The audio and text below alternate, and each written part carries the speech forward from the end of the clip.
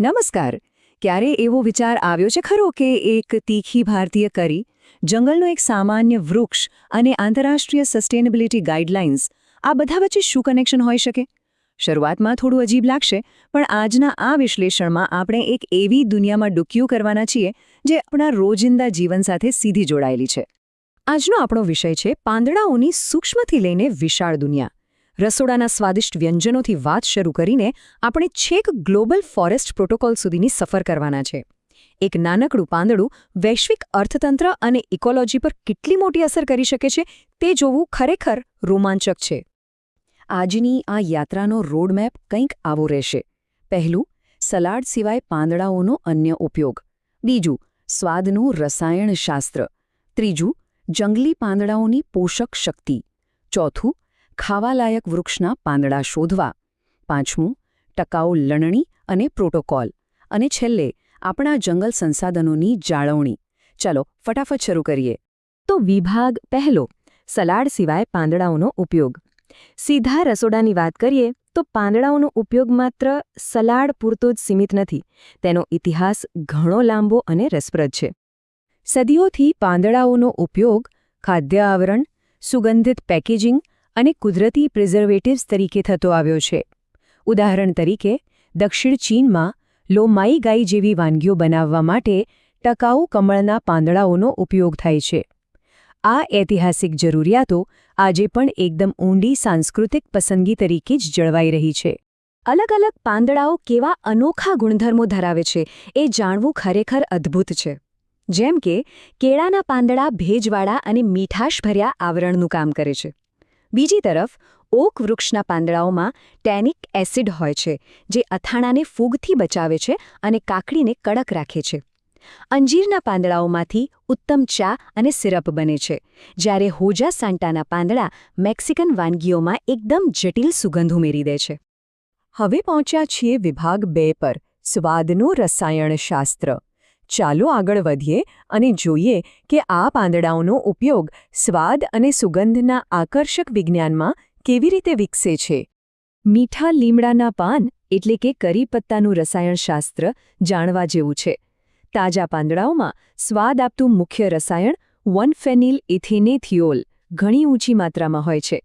સૂકા પાંદડાઓમાં તેનું સ્તર શરૂઆતમાં ઓછું હોય છે, પણ અહીં મજાની વાત એ છે કે જ્યારે સૂકા પાંદડાઓને તેલમાં તળવામાં આવે છે ત્યારે ગરમીના કારણે તે ચોક્કસ સ્વાદ રસાયણમાં વધારો થાય છે.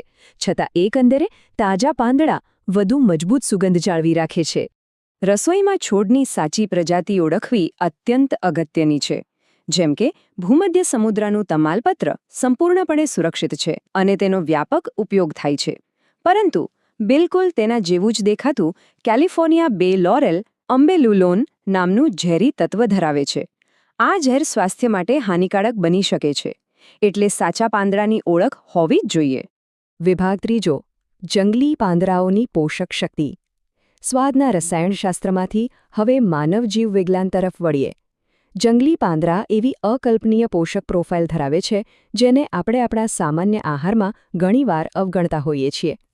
અહીં એક નોંધપાત્ર બાબત એ જોવા મળે છે કે કેરળની અટપ્પટ્ટી ખીણમાં આદિવાસી સમુદાયો આ ચોક્કસ છોડનો બહુ જ સક્રિયપણે ઉપયોગ કરે છે.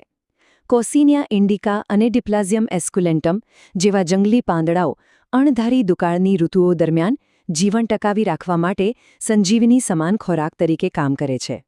કેરળના આ ડેટા પર નજર કરીએ તો સ્પષ્ટ થાય છે કે આ જંગલી છોડ પ્રોટીનથી ભરપૂર હોય છે.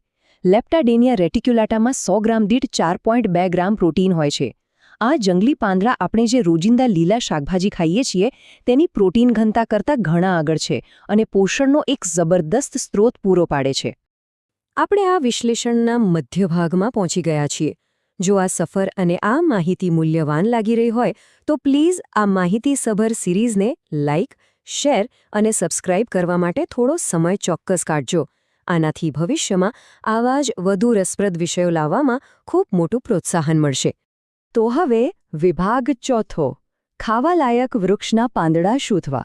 રસોડાની બહાર નીકળીને જો સ્થાનિક પર્યાવરણમાં પગ મૂકીએ તો જંગલમાંથી ખોરાક એકત્ર કરવાની કળા એક આખી સિઝનલ પેન્ટ્રીના દરવાજા ખોલી નાખે છે, જે ઝાડની ડાળીઓમાં છુપાયેલી છે. જંગલ ખરેખર અકલ્પનીય સામગ્રીઓનો ભંડાર છે. પાઇન સોય જેવી દેખાતી પાંદડીઓને ઉકાળવાથી એક કપમાંથી સીધું 250 મિલીગ્રામ વિટામિન સી મળે છે. સેસફ્રાસના પાંદડા સૂપ અને સલાડનો સ્વાદ વધારે છે. હોથળના કુમળા પાંદડા વસંત ઋતુમાં અખરોટ જેવા સ્વાદિષ્ટ નાસ્તા તરીકે કામ કરે છે. અને અખરોટના ઝાડના પાંદડા સૂકવીને ઔષધીય શિયાળાની ચા માટે વાપરી શકાય છે. છે ને અદ્ભુત? એકદમ સખત પાંદડાઓને મીઠાઈમાં એટલે કે કેન્ડિડ પાંદડામાં ફેરવવાની પ્રક્રિયા પૂરા 5 દિવસની અને ઝીણવટભરી હોય છે. કુદરતી કડવાશને પદ્ધતિસર દૂર કરવા માટે તેને વારંવાર ઉકાળવા અને ખાંડની ચાસણીમાં પલાળી રાખવા જરૂરી છે. છેલ્લે તેમાં લીંબુ અને આદુ ઉમેરીને ઓવનમાં બેક કરવાથી તે એકદમ ક્રિસ્પી અને સ્વાદિષ્ટ બની જાય છે. ચાલો હવે વિભાગ 5 તરફ વળીએ. ટકાઉ લણણી અને પ્રોટોકોલ. અત્યાર સુધી આપણે માઇક્રો લેવલ પર વાત કરી, પણ હવે વ્યાપક સ્તર પર જોઈએ તો આ રાંધણ અને ઔષધીય ખજાનાની વૈશ્વિક માંગ માટે કોઈ કડક નિયમનકારી માળખાની જરૂર ઊભી થાય છે. અહીં નોન ટિમ્બર ફોરેસ્ટ પ્રોડક્ટ્સ એટલે કે લાકડા સિવાયની જંગલ પેદાશોનું મહત્વ સમજવું જરૂરી છે. જંગલોનો નાશ કર્યા વિના સ્થાનિક લોકોની આજીવિકા ટકાવી રાખવા માટે આ ઉત્પાદનોનું રક્ષણ કરવું જ પડે. આમાં જંગલના પાંદડા, ફળો અને અન્ય ઔષધિઓનો સમાવેશ થાય છે, જે ઇકોસિસ્ટમ માટે અતિ મહત્વના છે. જો પ્રાદેશિક નીતિઓની નિષ્પક્ષપણે વાત કરીએ તો આસિયાન એટલે કે ASEAN આર્થિક સમુદાય પ્રાદેશિક સ્પર્ધાત્મકતા અને આ સંસાધનો માટે લાંબા ગાળાનું ઇકોલોજીકલ ટકાઉપણું સુનિશ્ચિત કરવા માટે કેટલીક ચોક્કસ માર્ગદર્શિકાઓ વિકસાવી છે. આનો મુખ્ય ઉદ્દેશ્ય એ જ છે કે પર્યાવરણને કોઈ નુકસાન ન પહોંચે.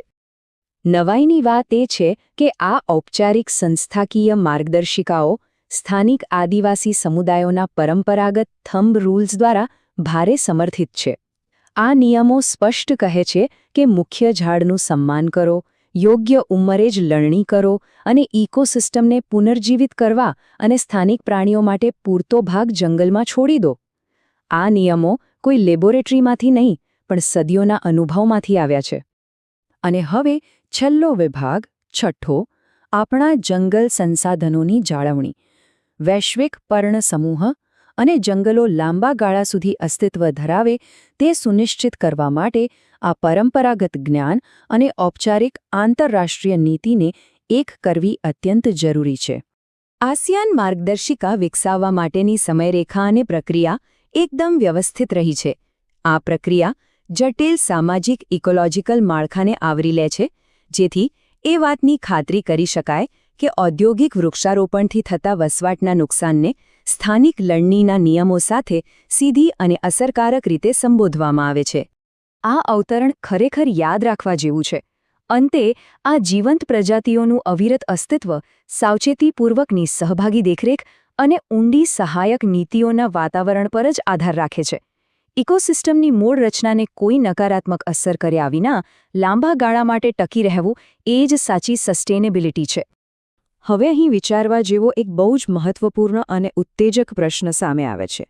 જંગલના છુપાયેલા ખજાનાની વૈશ્વિક માંગ સતત વધી રહી છે, ત્યારે ભવિષ્યની પેઢીઓ માટે આ જટિલ ઇકોસિસ્ટમનું રક્ષણ કરવા સ્થાનિક પસંદગીઓ અને મેક્રો નીતિઓ કેવી રીતે એકસાથે આવશે? માનવીય માંગ અને પારિસ્થિતિક જાળવણી વચ્ચે સંતુલન જાળવવું એ આપણા સમયની સૌથી મોટી માંગ છે. આ આકર્ષક અને માહિતીપ્રદ યાત્રામાં અંત સુધી જોડાયેલા રહેવા બદલ ખૂબ ખૂબ આભાર. જો આ વિશ્લેષણ રસપ્રદ લાગ્યું હોય અને આવા જ વધુ ઊંડાણપૂર્વકના વિષયો સરળતાથી સમજવા માંગતા હો તો આ પ્રસ્તુતિને લાઇક કરો, શેર કરો અને ચેનલને સબસ્ક્રાઇબ કરવાનું બિલકુલ ચૂકશો નહીં. જ્ઞાનની આ સફરમાં ફરીથી ચોક્કસ મળીશું.